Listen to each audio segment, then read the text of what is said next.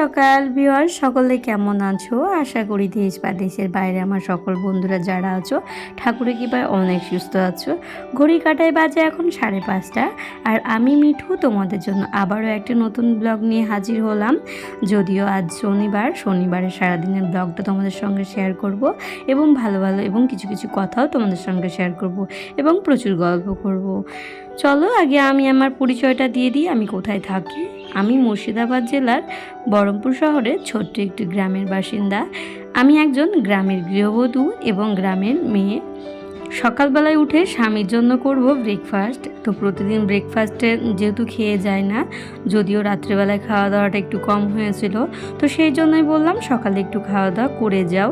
তার কারণ তোমার বাড়ি আস্তে আস্তে সেই 12টা বেজে যাবে, ততক্ষণ না খেয়ে থাকাটা পেটের জন্য ক্ষতি হবে। কারণ একটা দিনের জন্য সেটা ব্যাপার হলে আলাদা, যেহেতু এখন রেগুলার তোমার ডিউটি সকালবেলায়, সেই জন্য কিন্তু আমি জোর করে একটু গোলা রুটি বানিয়ে দিচ্ছি। আর বন্ধুরা, গোলা রুটিটা আমি বানাতে থাকি আর কিছু কথাও তোমাদের সঙ্গে শেয়ার করি। মনে রাখবে, কর্মফল খুব ভয়ানক জিনিস। আজ আপনি যা করবেন কাল তাই সুদ সমেত ফেরত পাবেন। হ্যাঁ বন্ধুরা, জীবনে সৎ হয়ে চলাটা একটা বিশাল বড় একটি মহৎ কাজ। সেটি হয়তো সবাই পারে না।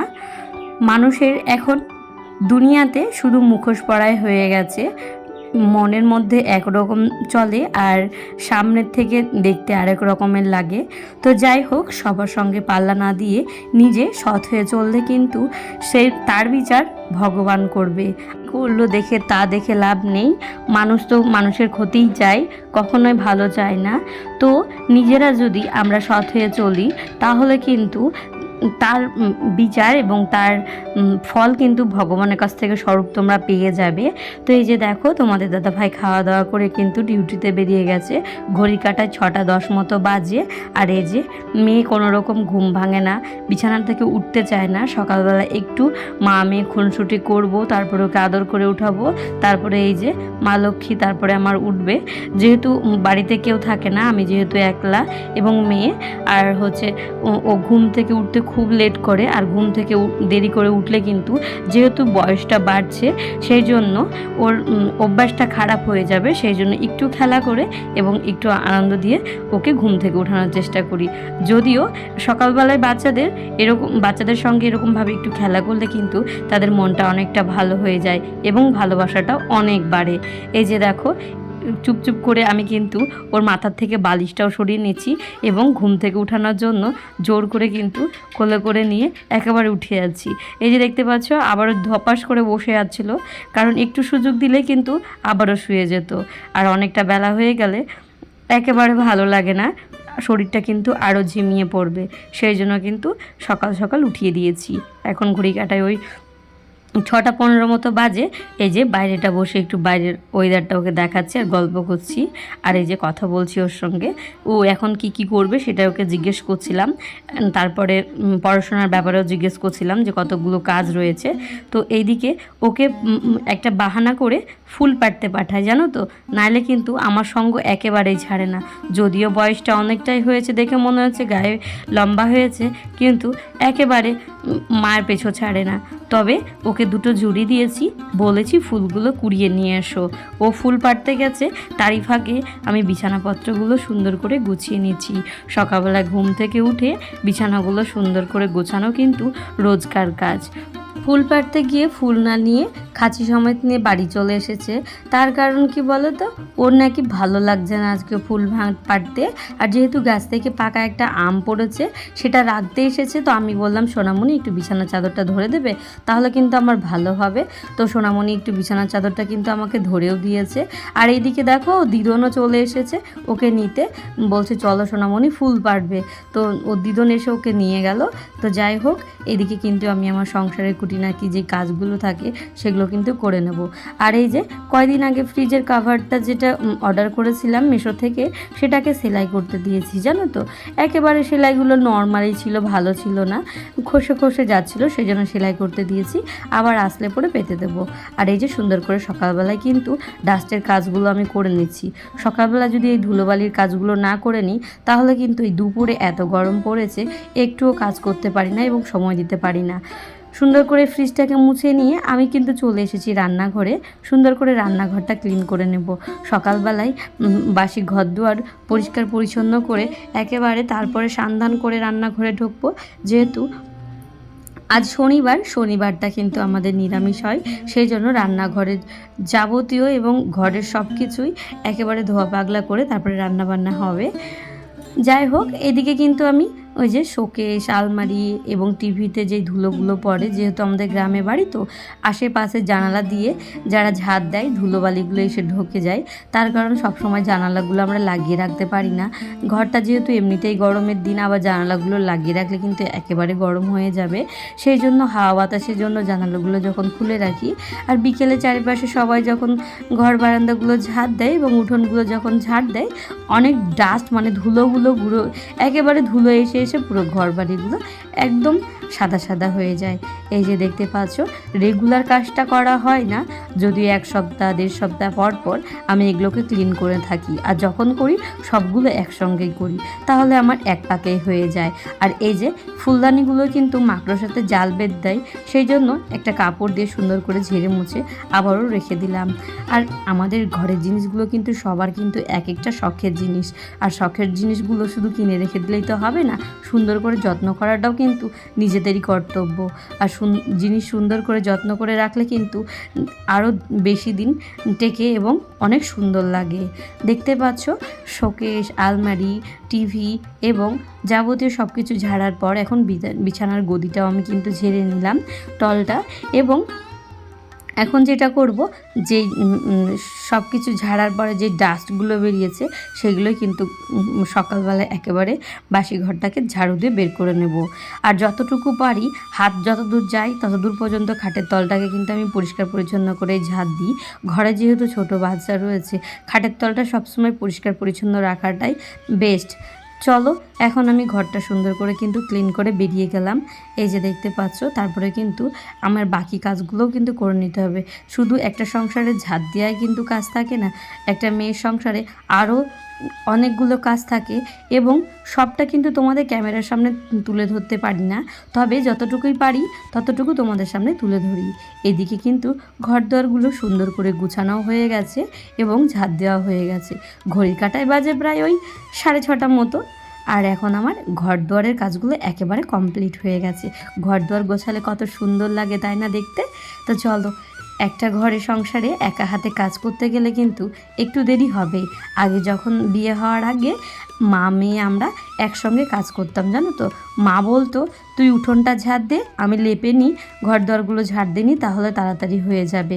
আর এখন যেহেতু মায়ের সংসার আলাদা, আমার সংসার আলাদা, সেই জন্য মাকে মায়ের কাজটা করতে হয় এবং আমাকে আমার কাজটা করতে হয় একা হাতে।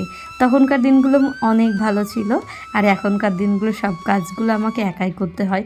যদিও ভালো লাগে, তবে একটু কষ্ট হয় এই গরমের মধ্যে।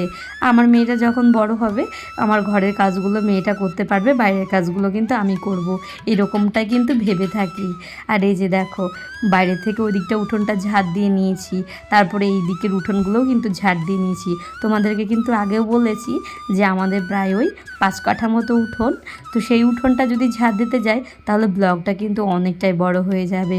সেই জন্য কিন্তু একটু একটু করে ক্লিপ তোমাদের সঙ্গে শেয়ার করি। গ্রামের বাড়িতে ছড়মারুলি দেওয়াটা সব থেকে আগে করতে হয়, কিন্তু আমি এই যে সবার লাস্টে করি, জানো তো। উঠোন ঝাড় দেওয়া, ঘর ঝাড় দেওয়ার পর, ঘর দুয়ার মুছে নেওয়ার পর তারপরে কিন্তু গোবর লেপাটা দিই। তার কারণ গোবর লেপতে গেলে কিন্তু হাত পা একদম ভর্তি হয়ে যায়, সেই জন্য আমার ভালো লাগে না। ওই জন্য আগে কিন্তু আমি ঘরের কাজগুলো করে নিয়ে তারপরেও কিন্তু লেপার কাজটা করি। উঠোন লেপতে কিন্তু আমার বেশ ভালো লাগে। গোবর এবং মাটি দিয়ে উঠোন লেপলে কিন্তু একেবারে লাল হয়ে যায়। আর যে কোনো ওকেশনে আমরা কিন্তু পুরো উঠোনটা লেপে থাকি, যেমন জামাই ষষ্ঠীতে আমরা পুরো উঠোনটা লেপেছিলাম, এবং আমতি আসছে এবং আরও অন্যান্য পুজো আসবে, তখন কিন্তু আমরা পুরো উঠোনটা একেবারে সুন্দর করে লেপে নিই। এই যে দেখো, উঠোনটাকে লেপে নেওয়ার পর কিন্তু বাসনপত্রগুলো মেজে নিলাম, আর সুন্দর করে বাসনপত্রগুলো মেজে নিয়ে ধুয়ে উবুর দিয়ে দিয়েছি। এইদিকে মেয়ের জন্য আমার জন্য ব্রাশে কলগেট লাগিয়ে নিয়েছি, তার কারণ এখন ওই 7:30টার মতো বেজে গেছে। কাজ টাজগুলো করতে করতে অনেকটাই বেলা হয়ে গেছে। তারপরে আবার পাশের বাড়ি একটা বৌদি এসেছিলো, একটুখানি গল্প করে নিয়েছি। আর তখন থেকে ফুল পেড়েই যাচ্ছে। নিজের ঘরে প্রচুর ফুল, তবুও পাশের বাড়ি গল্প করতে পায়, এবং আরও তাদের ছোট ছোট মাসি রয়েছে, তাদের জন্য মানে তারাও ফুল ভাঙে, তো সেই জন্য গল্প করতে করতে কিন্তু ও ফুল পাড়তে গেছিলো। আর এই যে দেখো, ওর কিন্তু 2 খাঁচি ফুল পাড়াও হয়ে গেছে। আর আমাদের গাছেও প্রচুর ফুল রয়েছে। ওকে বললাম যা ফুল আছে সেটাতেই হয়ে যাবে, তোমাকে আর ফুল পাড়তে হবে না, অনেক ফুল হয়ে গেছে। যদিও তারপরে ওকে ব্রাশটা দিয়েছি। তারপরে দেখো এইদিকে কিন্তু উঠোনপত্রগুলো আমি সুন্দর করে ঝাড়ও দিয়ে নিয়েছি। আর এই যে একটুখানি হাঁড়িতে এবং বাটিতে জল রেখে দিব, তার কারণ কি জানো, দুপুরবেলায় পাখিতে এই জলগুলো খায়, আর কি ভাল লাগে যখন ডুবে ডুবে স্নান করে এবং জলগুলো খায়, তো আমার খুব ভাল লাগে। আর যেহেতু এই গরমের মধ্যে পাখিগুলো একেবারেই নিশ্চয় হয়ে যাচ্ছে, জানো তো, একদম এই গরমের মধ্যে কি নাই কষ্ট হচ্ছে, যদিও একটু উপকার হয় এই জলগুলো দেওয়াতে। তোমরা তো জানোই আমরা গ্রামে বাস করি। এই যে গ্রামের চারিপাশটা সকালবেলায় তোমাদের ঘুরে দেখাচ্ছি, আর এটা হচ্ছে আমাদের বাড়ির পুরো ব্যাকগ্রাউন্ডটা। আর এই যে পুরো সবুজ সবুজ আর কত ফুল ফুটেছে দেখো। এরই মধ্যে কিন্তু আমি স্নান করে চলে এসেছি, তার কারণ সকাল সকাল পুজোটা করে নেব বলে। মেয়ে যেহেতু সকালবেলা ফুলটা পেরে দিয়েছে, আমার কিন্তু একটুখানি কাজও এগিয়ে গেছে। একটুখানি না, অনেকটা বড়ই কাজ। কুড়িয়ে ফুল তোলাটাও কিন্তু মানে একটু সময় লাগে, তো সেই জন্য মেয়ে করে দিয়েছে, আমার কিন্তু অনেকটা উপকার হয়ে গেছে। এইদিকে কিন্তু আমি আমার ভোলেনাথকে স্নান করিয়ে দেবো, প্রত্যেকদিন নর্মাল জল দিয়েই স্নান করিয়ে দিই। আর এই যে দেখো, এখন হচ্ছে ঠাকুরের চরণে ফুলগুলো সুন্দর করে সাজিয়ে নেব এবং ঠাকুরকে ভোগ দিয়ে নেব। চলো আর একটু ভিডিও রিলেটেড কথা তোমাদের সঙ্গে শেয়ার করি। আজকের ভিডিওতে যারা একেবারে নতুন বন্ধু রয়েছে, এখনও পর্যন্ত আমার চ্যানেলটা সাবস্ক্রাইব করোনি, তারা প্লিজ আমার চ্যানেলটা সাবস্ক্রাইব করে দিও।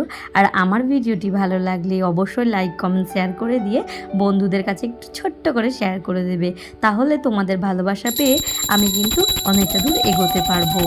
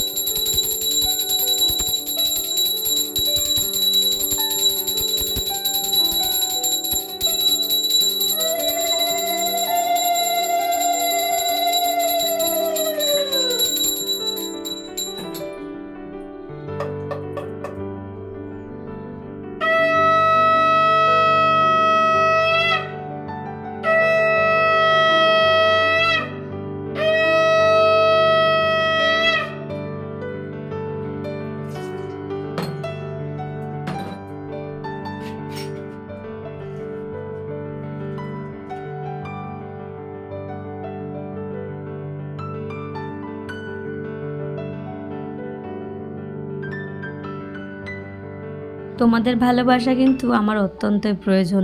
তোমাদের ভালোবাসা ছাড়া আমি এক মুহূর্ত এগোতে পারবো না। যদিও 2.5 বছর ধরে আমি ইউটিউব জগতে স্ট্রাগল করে যাচ্ছি, তোমাদের কাছে সকলের কাছে অনুরোধ, তোমরা প্লিজ একটু আমাকে সাপোর্ট করো, আমি যেন আমি মানুষের মনে বেশি বেশি করে জায়গা করে নিতে পারি, এবং আশীর্বাদ করো যেন এই পথ চলাটা আমার শুভ হয়, এবং আমি যেন একটু হলেও আলোর মুখ দেখতে পারি। তো চলো বন্ধুরা, এদিকে কিন্তু আমি ভাতটা আগেই বসিয়ে দিয়ে গেছিলাম, তারপরে কিন্তু টিফিনটা আমি এবং মেয়ে খেয়ে নিয়েছিলাম, আম এবং গুলা রুটি। তারপরে কিন্তু জলটা গরম হয়ে গেছে, আর এদিকে ভাতটা বসিয়ে কিন্তু আমি কিন্তু যাব মেয়েকে পড়াতে। মেয়েকে পড়ানোও হবে, আমার তরি তরকারিগুলো জোগাড় করাও হবে। তো যেহেতু সকালবেলায় তোমাদের দাদা না ভাই থাকলে আমাকে ওই দিকটা দেখতে হয় না, আমি রান্নাবান্নাটা কমপ্লিট করে নিই। এই যে দেখো, আগের দিন কিন্তু মটরের ডালটা ভিজিয়ে রেখেছিলাম। আমি জানি শনিবারে নিরামিষ কী রান্না করব, সেই জন্য এই ডালটাকে আগে থেকে এরকমভাবে বুদ্ধি করে ভিজিয়ে রেখেছিলাম বলে সকালবেলায় ঘুম থেকে উঠে তরকারি কী রান্না করব সেটা চিন্তা আমাকে করতে হয়নি। একজন মেয়েই পারে তার সংসারটাকে উন্নতির দিকে এগিয়ে নিয়ে যেতে। মেয়েরা যদি একটু কষ্ট না করে সংসার জীবনে, তাহলে কিন্তু সংসারে উন্নতি করা অনেকটাই টাফের এবং অনেকটাই কষ্টের। একজনের হাতে সংসারটা ছেড়ে দিলে কিন্তু একেবারে সামলাতে পারবে না। স্বামী স্ত্রী মিলে দুজন মিলে অ্যাডজাস্ট করে যদি সংসারটাকে ঠিকঠাকভাবে চালাও, দেখবে অনেকটা হেল্প হবে। চলো, এইদিকে কিন্তু রান্নাবান্না কমপ্লিট করে সুন্দর করে ঢেকে নিয়েছি। এইদিকে রান্নাবান্নাটা আমার কমপ্লিট হয়ে গেছে বলে আমি ওভেনটাকে সুন্দর করে মুছে নেব। আর রান্নাঘরটা রান্না করার পর মোছাটা কিন্তু অবশ্যই দরকার। আর রান্নাঘরটা যেহেতু আমার অনেক শখের এবং রান্নাঘরে বেশিরভাগ সময় কাটে, সকালে 2 ঘন্টা, সন্ধ্যেবেলায় প্রায় 1.5 ঘন্টা। সারাদিনে রান্নাঘরে যে কতবার ঢুকি তার কোনো ঠিক নেই। সেই জন্য যতটুকু পারি নিজের শখের রান্নাঘরটাকে পরিষ্কার পরিচ্ছন্ন এবং পরিপাটি করে সুন্দর করে গুছিয়ে রাখার চেষ্টা করি। আমি যদি উনুনে রান্না করি, তাও কিন্তু উনুনে রান্না করার পর কিন্তু উনুনটাকে সুন্দর করে লেপে তারপরে কিন্তু অন্যান্য কাজগুলো আমি করে থাকি। এটা আমার অভ্যেসে পরিণত হয়ে গেছে, রান্না করার পর উনুন লেপা এবং গ্যাস ওভেন মুছে নেওয়া। তো চলো, এদিকে কিন্তু সুন্দর করে রান্নাঘরটা আমি মুছেও নিয়েছি। এরপর মেয়েকে খাইয়ে দাইয়ে স্নান করিয়ে ঘুম পাতিয়ে দেবো এবং আমার ভিডিওর কিছু কাজ রয়েছে সেটাকে করব। তো চলো বন্ধুরা, আজকের মতো ভিডিওটা এখান থেকে শেষ করতে বাধ্য হলাম। তোমাদের সঙ্গে দেখা হচ্ছে আবারও একটি নতুন ভিডিওতে, নতুন একটি দিনের সাথে। সকলে ভালো থেকো, সুস্থ থেকো। আজকের মতো বিদায় নিচ্ছি। তোমাদের সঙ্গে দেখা হচ্ছে আবারও একটি সুন্দর ভিডিওতে। Tata, bye bye.